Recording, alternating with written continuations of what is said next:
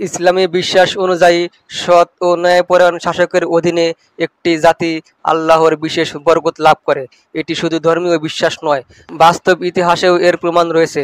হুমায়ুন আহমেদের মতো বিশিষ্টজনরা জিয়াউর রহমানের শাসনামলে প্রকৃতির অনুকূলতা ও অর্থনৈতিক সমৃদ্ধিকে আল্লাহর রহমত হিসেবে ব্যাখ্যা করেছেন।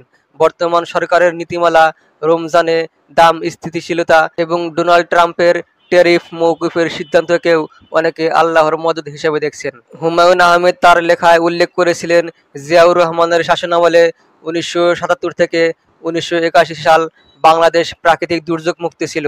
বন্যা, ঝড়ের মতো বিপর্যয় কম হয়েছিল, কৃষিতে রেকর্ড পরিমাণ ফলন হয়েছিল। এই সময়টিকে অনেকেই আল্লাহর বিশেষ রহমত হিসেবে ব্যাখ্যা করেন। জিয়াউর রহমানের কৃষি বান্ধব নীতি, যেমন সেচ প্রকল্প, কৃষি ঋণ এবং শান্তিপূর্ণ রাজনৈতিক পরিবেশ দেশে স্থিতিশীলতা এনেছিল। বিবিএস এর তথ্য অনুযায়ী তার আমলে ধান উৎপাদন 1,30,00,000 টন থেকে বৃদ্ধি হয়ে 1,50,00,000 টনে পৌঁছায়। এবারে রমজানের নিত্যপণ্যের দাম তুলনামূলকভাবে স্থিতিশীল ছিল।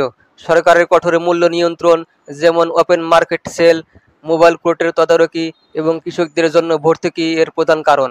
তবে ধর্মীয় দৃষ্টিকোণ থেকে দেখলে এটি আল্লাহর রহমতও বটে।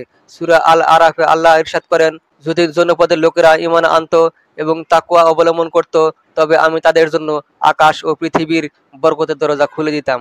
গার্মেন্টস শিল্প বাংলাদেশের অর্থনীতির রক্তনালী। মার্কিন যুক্তরাষ্ট্রের রপ্তানির উপর 37% ট্যারিফ বসানোর হুমকি ছিল একটি বড় আতঙ্ক। কিন্তু হঠাৎ করেই ট্রাম্প প্রশাসন 3 মাসের জন্য ট্যারিফ স্থগিত ঘোষণা করেছেন। ডক্টর মোহাম্মদ ইউনূস একটি চিঠিতে এই ধরনের রিলিফের আবেদন করেছিলেন। যদিও ট্রাম্পের সিদ্ধান্তটি ইউনূসের চিঠির আগেই আসে, তবুও অনেকেই এটিকে আল্লাহর অদৃশ্য হস্তক্ষেপ বলে মনে করেছেন। এই সিদ্ধান্তে 40 লাখ গার্মেন্টস কর্মী এবং তাদের পরিবার ক্ষণিকের জন্য হলেও স্বস্তি পেয়েছে। ইসলামী শাসকের সততাকে জাতির সমৃদ্ধির চাবিকাঠি বলা হয়েছে। মুসনাদে আহমদ গ্রন্থে উল্লেখ আছে, নবী সাল্লাল্লাহু আলাইহি সাল্লাম ইরশাদ করেন, যখন শাসকগণ ন্যায়পরায়ণ হন তখন বৃষ্টি নিয়মিত হয়, ফসল ভালো ফলে এবং সন্তানরা নিরাপদে বেড়ে ওঠে।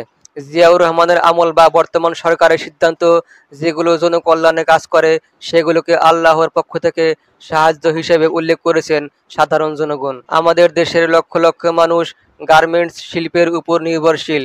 ট্যারিফ মওকুফ, কৃষি উৎপাদন বৃদ্ধি এবং সামাজিক শান্তি, এসবই আল্লাহর রহমতের নিদর্শন। আমাদের উচিত সৎ শাসকের জন্য দোয়া করা এবং দেশের উন্নয়নে ঐক্যবদ্ধভাবে কাজ করা। যেভাবে জিয়াউর রহমানের যুগে বাংলাদেশ বরকতময় ছিল, আজও যেন আমরা সেই রহমতের ছোঁয়ায় এগিয়ে যেতে পারি। সৎ শাসন, প্রকৃতির অনুকূলতা এবং অর্থনৈতিক সাফল্য, এগুলো কোনো কাকতালীয় ঘটনা নয়, বরং মহান আল্লাহর পক্ষ থেকে একটি জাতির প্রতি বিশেষ নিয়ামত।